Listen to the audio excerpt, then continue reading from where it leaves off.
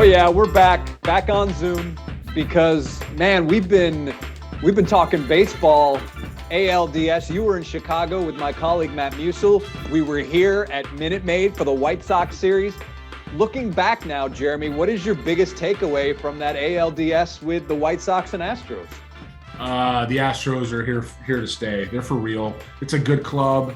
James Click has done an excellent job to augment what he walked into, keep them relevant as they move forward, understanding who to move up and who to send down and what pieces he has. And him and Dusty Baker's done such a great job of changing the culture in the clubhouse and with this team. And look, for having been around this team now, parts of it, because obviously not everybody's still here, for the last 4 or 5 years, the culture that Click and Dusty are putting in is so different than what was around before. It's so engaging and open and fun and honest and, dare I say it, humble. Whereas before they were the signature franchise and signature people for arrogance and disliking who they are. And even to the point where a guy who literally had zero to do with any kind of sign stealing is the face of the sign stealing scandal around the league, and Jose Altuve. That's how much this team made themselves unlikable. And what they're able to do just by letting people see who they are, and just by playing together as a unit and not speaking but just performing,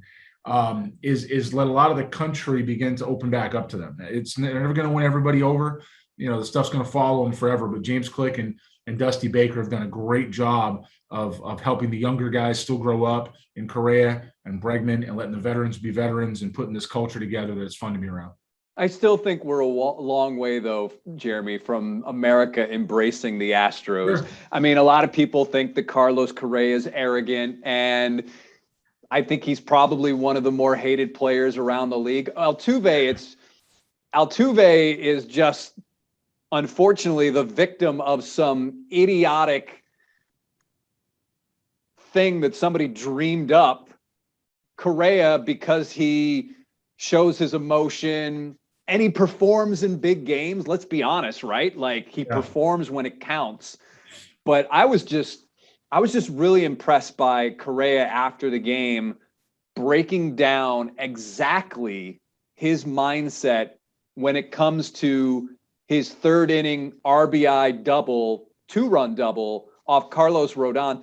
Some guys would think, oh, I was just thinking fastball, but he really broke it down, not just on the broadcast, but afterwards, that he saw Carlos Rodon, basically all of his bravado and, punching his chest because he was getting guys out on high heat. He was looking for it. He missed it the first time, but he didn't miss it that next time. And Carlos Correa, also his leadership, basically telling Jake Myers, okay, man, like, you don't have to be a hero. We got this. Right. And the thought of him, if you're an Astros fan, the thought of him not being around this team anymore, man, Springer hurt, Garrett Cole hurt, but Verlander's a different story. But Carlos Correa, I mean, that's going to be a lot different, I think. The funny thing is that as talented as he is, he's a 6-hitter on this team. Tells you how good everybody else is, right? I mean, and that's, look, Carlos has been an instinctual player for a long period of time. He's been a student in the game for a long period of time. I don't think, anybody who's been around him, certainly in the scouting world, to understand that this guy's always looking for some kind of a way to improve himself. I almost used the words edge. I almost said they're always looking for an edge, but we need to separate ourselves and really differentiate, because some people will take that and run with it to mean something different. What I mean is that he's looking for ways to get better. He was one of the poster boys for Blast, the hitting sensor, right? They don't use that anymore in that organization, which is a direction they've decided to go. And a lot of that has to do with some of the swings and misses they were having with some of those players. But Correa was still the first guy to be the poster boy. He is somebody who works on his craft in infield. We watched him. You and I have talked about it when he's taking ground balls, how he gets his feet underneath and stays above the ball to repeat his release point. Like, he's always doing something to advance his execution. And what he did against Rodon is execution. That's an execution play. That's not something that, shows up in a stat sheet. You can't, all you're going to see in the stat sheet is 95 mile an hour fastball, this location, this exit velocity. What you're not going to see is the adjustment he had to make to get his hands into position, mindset himself, get back to that pitch, knowing at some point he was going to get it, and then turn that around on the pull side for a double, 2 runs, ball game. They never recovered from that. So for him, for the Astros, rather, the value in Carlos Correa is Carlos Correa staying together in that unit. It's not so much that he's got to be a 3-hitter on this team. He doesn't. He's a 6-hitter. It's not so much that he has to play 162 games. He doesn't, because they got other guys that can fill in. But the core of Gurriel, Altuve, Correa, and Bregman, it's going to be tough to break that one up. And I think that, and I know that James Click is going to do everything he can to try to sign him. I know they're going to do what they can to work with it, but they're paying Carlos Correa to hit home runs and to pick up the ball and execute it and to, be an anchor in the middle of that diamond. They're not paying him for anything else. And the question is going to be, what does Carlos see for him beyond just the baseball and where he wants to go next? That's the only reason he won't be an Astro. I think when you consider what his value is away from the statistics, the influence that he has being bilingual with some of these younger pitchers that come up, and the fact that when we've seen Framber Valdez have some issues on the mound, who's the guy that goes out there? It's Carlos. Well, I mean, we say we can't put a price on it, but we have to, because I promise you Carlos is going to. And when it comes to again, this is really where you see in places like Houston. Houston's what, 4th biggest city in the country now? What are we, 6th or 7th biggest media market? 7 or 8. Okay, so we're 7. Let's just say 7th biggest media market. That means there's only 6 media markets bigger. Carlos Correa is going to have to decide if staying in Houston is best for his brand, I guess, right? Or does he want to go somewhere like New York, which is obviously great, or LA, which would be the Angels? Does he want to go play in some places that might have a little bit bigger media market? I think, knowing the history of Carlos, and we'll use that versus a guy like George Springer, who could care less about that. It was about playing baseball, and that was just his mindset. I think when you look at, otherwise you don't pick Toronto, right? I mean, this is about baseball and family and being that. I think that's pretty important to Carlos, and it's going to be his decision to stay with the Astros rather than what the Astros are going to offer him. I actually think this one's going to go far beyond dollars and leadership. I think it's going to go into what Carlos thinks his money is away from the field as opposed to at the field. Well, he did take less as an amateur, right? They worked a pre-draft deal, one of those type of deals. I mean, obviously now is a completely different situation, but it will be interesting to see, to say the least, what the market will produce for him, because an average guy like me or you, we sit there and we say, 20 million, 25 million, 30 million, like, does it really matter? Like, 5 or 10 million a year when you're a contract of 200 million? I don't know. Well, I think you look at it this way. I think you look at it as there's a certain amount of money for any person, any human being, right? Depending when you come across it, that sets you for life. He's passed that long ago. Okay. So did Alex Bregman, so did Altuve, so did Spring. All these guys passed that number a long time ago. This is now about respect money. Okay. Where do I fit in the game? What am I here? What am I there? I mean, without putting my own personal business out there, the number that I need to achieve that's you know what it is. You know what I'm saying? Like, that's where it is. Whether I passed it, whether I haven't, it's irrelevant. You know where it's at. And so the point is that everything I do, let's say from this point forward, let's just use it, is about respect. If it's go back to an organization, this is what my market value is. This is what I need to be making. This is what my responsibility should be. And on the field for him, and in my business, same thing. And on the field for Carlos Correa, it's where do I fit with the shortstops in the game? And James Click and Jim Crane have to say, you're a 6-hitter. This is what we value for. You play shortstop every day. This is who you are. We'd love to have you here still, but this is the value of that. And I promise you, I promise you, the conversation is going to be baseball or baseball and everything else. And Carlos and his wife are going to, because it's going to be a family decision, mainly his, are going to have to make that decision. And I will refer back to what you said about him taking a discount to go in the draft in 2012. It was 12. Okay. he took $4.25 million. Bobby Heck was a scout director. They were able to sign Lance McCullers as a second rounder with that money. But Carlos got to go first overall. That's a pretty big status point. There's only one guy in every draft that gets to go first overall. He happened to be that guy. So is it worth a couple of $1 million status cut to go ahead and go first in the country when the money you're going to get anyway sets you for life right away? So I don't think that it's really that big of a stretch for him to be doing that again. I just think now it's about, listen, I got $4 million when I signed. I've got X amount of million over the last decade, because it's been a decade, right? 9 years that I put in the bank now. I want 350 because I'm better than this guy. And now I want the ability to make another 200 million off the field. Now I want to go be Alex Rodriguez part 2 with, let's just say, better character. Okay. Let's just say that. So I think that's what Carlos is looking at. And the only reason he doesn't sign with the Astros is because of that status. One of the more interesting things we heard after the Astros beat the White Sox in the ALDS, Matt Muncy speaking with Astros pitching coach Brent Strom, and this is what surprised us.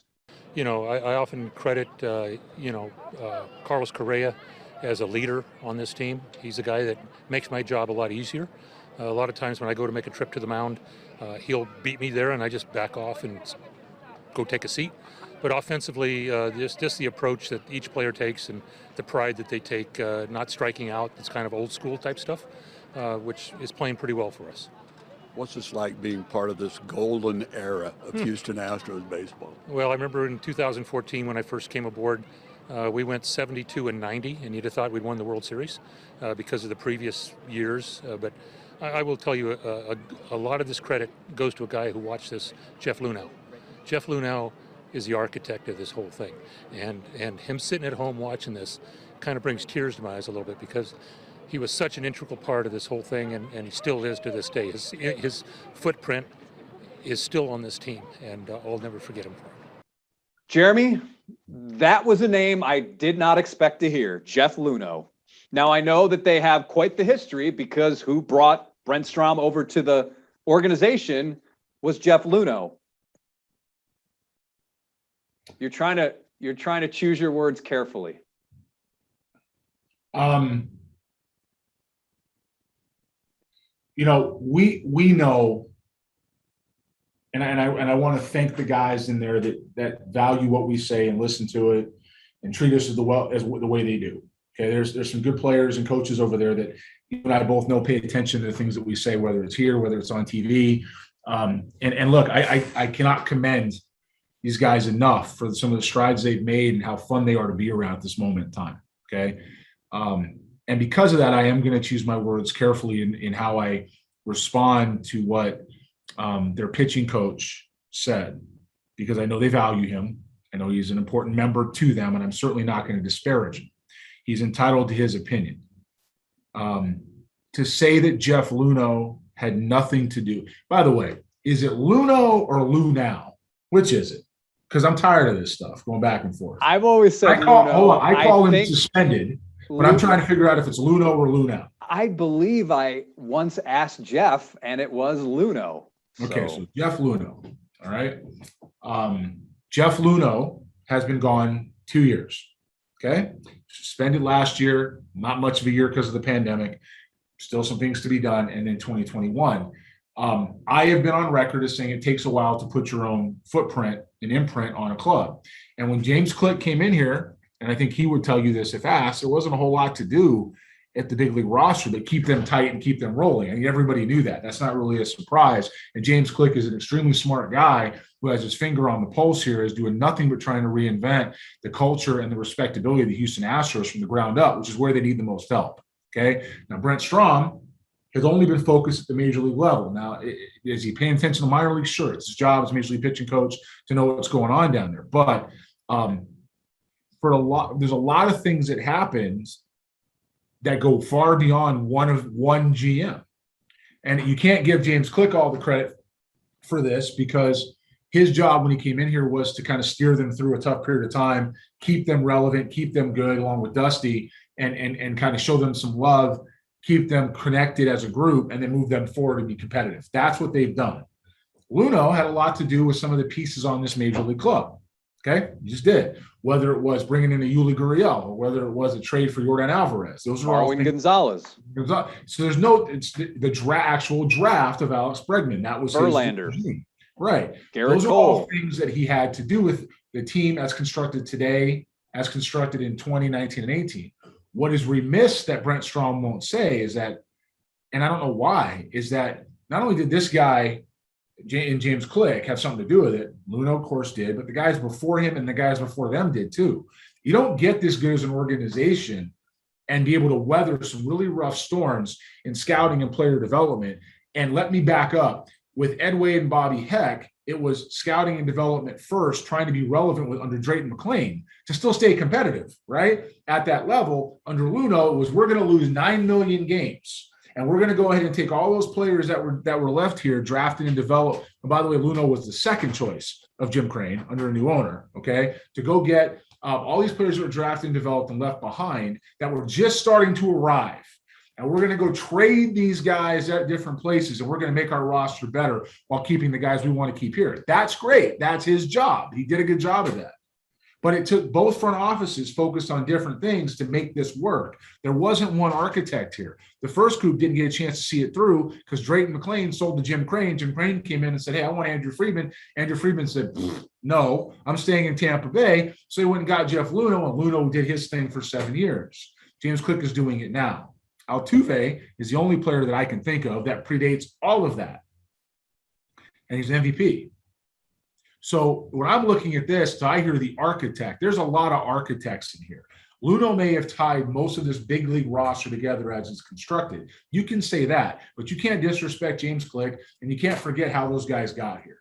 Unfortunately, all Brent Strom knows is how his buddy, Jeff Luhnow, brought him over here from St. Louis, plugged him in, and did what. And you know what? That's fine. But the reality is you don't get this good with one front office or one guy. It takes a bunch of time to get through it, which again is why I've said a GM needs 7 years to see what he can do top to bottom. If you go look back at Jeff Luhnow's 7 years, he was very good at trades, waivers, and free agent acquisitions. He was great at that. They were not very good at drafting and development. They've got a couple of guys that have arrived. They were terrible to the point where they had to tear it back down and build it back up. And that's what James Click and those guys are doing right now.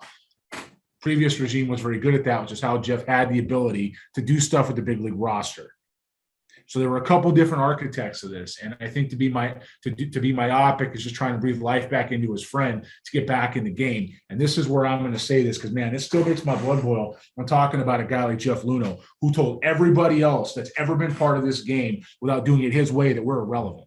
And I'm saying me too, because I grew up in it. I was born in big league clubhouses, and I grew up around lots of people. And while I'm not bitter at not being part of the game, because I'm very happy with where I'm at as far as the major league game, very happy with where I'm at. I've said this for 5-6 years, man. I love my life. I do. And if I went back, it would have to be with people, culture, people, places I want to work, comfort zone, to be able to go ahead and be part of something great. That said, Jeff Luhnow destroyed a lot of people in baseball just because what's that company he used to work for? I forget. What's the company's name? McKinsey. Just because that's where his background was. We're going to cut people, we're going to ruin lives, and we're going to go ahead and we're going to be as cutthroat as we can for no reason whatsoever. Firing people that didn't deserve to be fired, setting a trend across baseball that costs affiliates and jobs, all in the name of efficiency, and hurting baseball more than he could ever help it. So while Brent Strom is going to turn around and say, the architect isn't here, Brent, all due respect, man, I get it. But you know what? The guy was awful for baseball. He was awful for people, and he's right where he should be, and that's somewhere else outside of the game. But I do see why Brent says it because, he got there. The Astros to him or Jeff Luhnow. So I can see why he said it. I was just surprised he said it. He's a smarter baseball guy than that.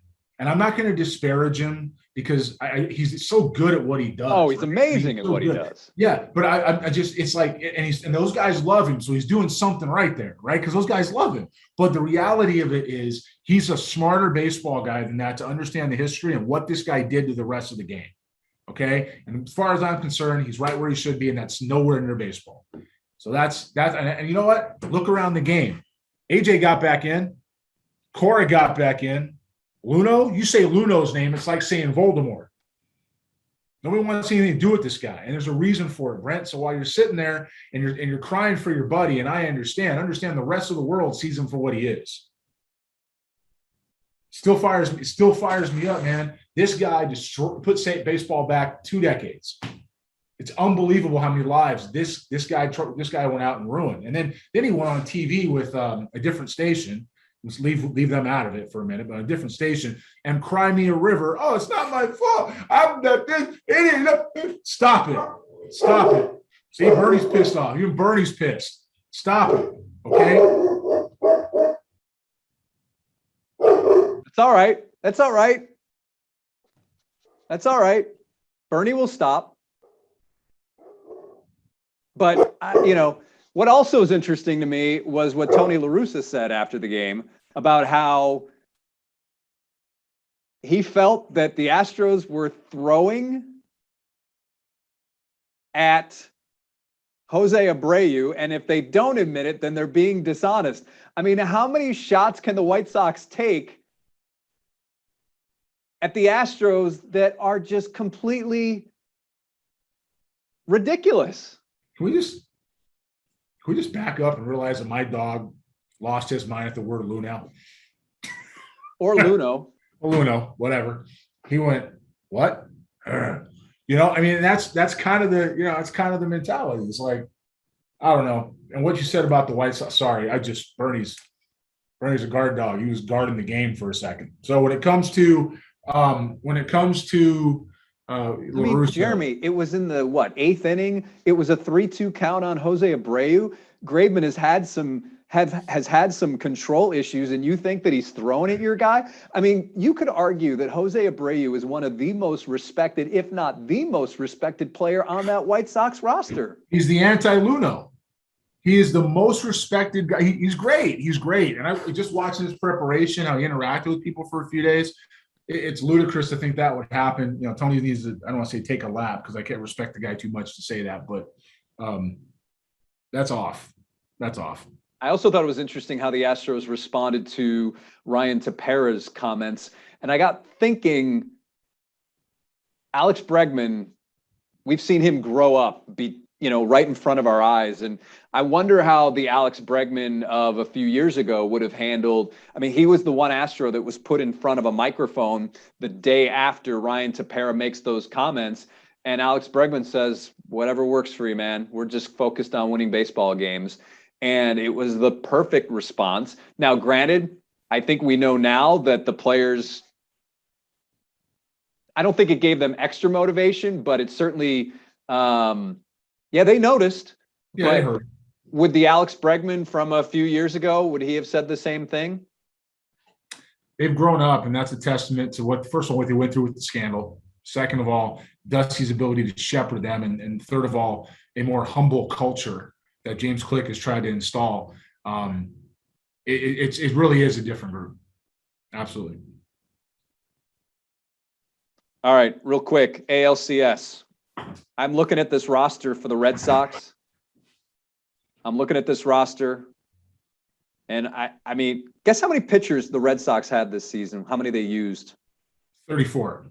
37, which isn't a little bit, I think, probably more than your average team. But sure. I think really the Red Sox, the Astros, you said it on KHOU 11 News, they're better at hitting, better pitching, better defense. But something about this team right now, the way they're playing, still scares me. If you're an Astros fan, I think really the Astros probably have an advantage at nearly every single position, with maybe the exception of third base. I mean, you've got 2 all-stars, and you could split hairs there. But am I off base on that? No, I like the Astros in this series. But I think we can agree the Red Sox scare us. They 2-3 years ago, almost to the day, actually, we were in Boston, and we said then the Astros should have won that series, and the Red Sox won the World Series, right? So Alex Cora is back at the helm of this club. He's got them believing and playing hard. He's got them executing. He's got them capitalizing on mistakes. I think the Astros did a good job last series of minimizing their mistakes. And I think as long as they do that and they take care of business, they should be okay. The two turning points in the last series, they don't have to deal with right now. One of which was AJ Hinch at the helm, and one of which was just the play of Martin Maldonado in Boston, where he kind of forgot how to catch, right? And I forgot about that. I don't think that's going to happen this time around. And then AJ Hinch in game 3 goes and gets Keuchel after 5 because the numbers say so. And then I think it was Joe Smith comes in, and I forget who it was, Steve Pearce maybe. Steve Pearce hit a ball that might just have landed, like right now, off him, and the whole error went out of Minute Maid Park. And I looked at you, I think I said, and that's it. That's serious right there. It's over, because, those type of decisions or those type of actions are turning points. Dusty's a different guy. James Click is a different guy. He's certainly not Jeff Luhnow. Sorry, Bernie. And so I feel like, it's the Astros have a pretty good shot. I will say, as well as the Red Sox were playing, and they had to play that well to get through Tampa, it's going to be a barn burner. I wouldn't be surprised if it goes at least 6. Yeah, I said last night I thought it was 6, and I think you picked 7. So do we have time? I feel like do we have time to do a quick scouting report? Yeah, what do you got? I get the sense that Bernie's kind of thrown you off your mojo a little bit. No, I think that even the mention of Jeff Luhnow and him being positive for baseball in some kind of reference just fires me, and it's so disrespectful to everybody else that's done this, that has still done it. It's disrespectful to the previous regime and what they did to help them get there. It's disrespectful to his general manager now. And look, maybe they don't take it that way. I take it that way because it's never just one front office. Now, if I don't know, I want to get back on that topic.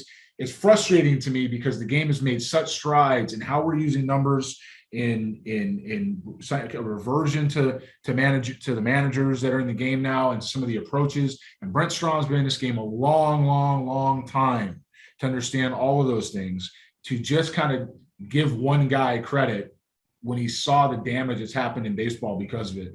It's just frustrating. He's entitled to his opinion. Man, that one fires me up to here. That's hard. That's hard to stomach. I will say this. I have not looked at the interview, what we call the raw video. So right. I don't know if Brent singled out other people. My guess is I don't think he did, but that's just to be clear. I haven't listened to the entire interview because Matt and our photojournalist Mike are still on a plane coming back to Houston. All right, so this is it. This is the last part of the podcast where we go back to one of your old scouting reports. I noticed this, Jeremy. We're kind of running out of guys because we've been doing this podcast for so long. Yeah, it's been a while. There's a whole another couple treasure troves in here I haven't shown you, but I'll get them to you. Oh, whoa! What you've been holding out on us? Like, what's going on?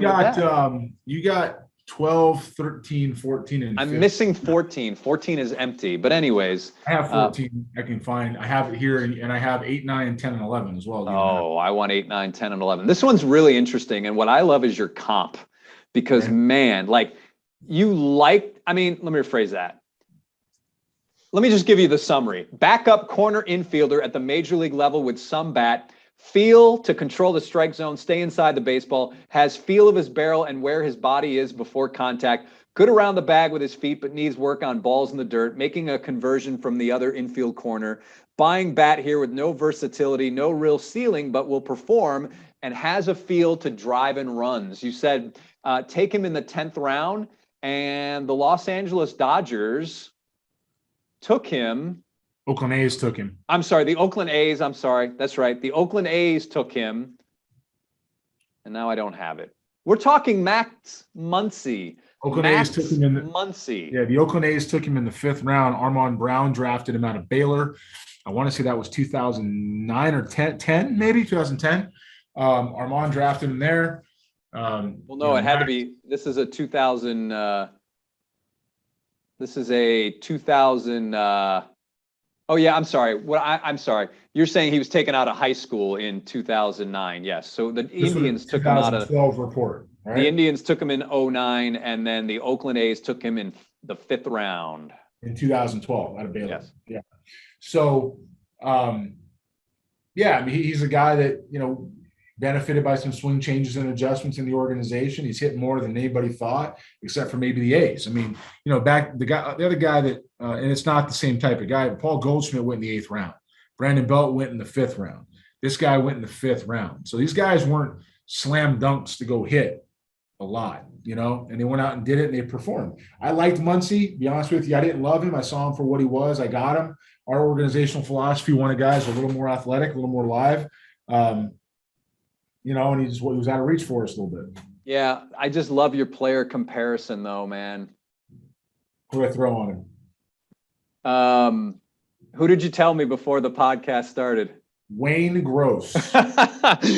Never expected a Wayne Gross reference. Yeah, I was, as a kid growing up for a few years in Oakland. Sure. Part of the A's clubhouse. I was as a very young kid. I used to go in there with Tony Phillips and Ricky Henderson and Dave Stewart and some of those guys just take me in there, and Tony was the chief one.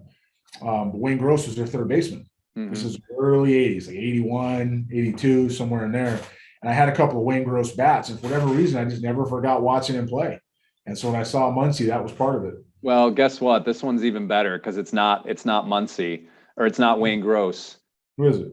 Eric Hinske. Oh, that's right. Hinske there. That's right. And here's what's crazy, Jeremy. Yeah. This year, Max Muncy hit 249 with 36 bombs and 94 runs driven in, right? Right. Eric Hinske's career batting average was the same. It was 249. Yeah, I think we actually had Hinske in Milwaukee at that time. I was in Seattle, but I think Wayne Gross is what I put on him out of high school. And so then I saw this would have been out of college. Yeah, that makes sense. Eric Hinske converting. That's right. Could hit. Yeah, look at you. Look at you. All right. Well,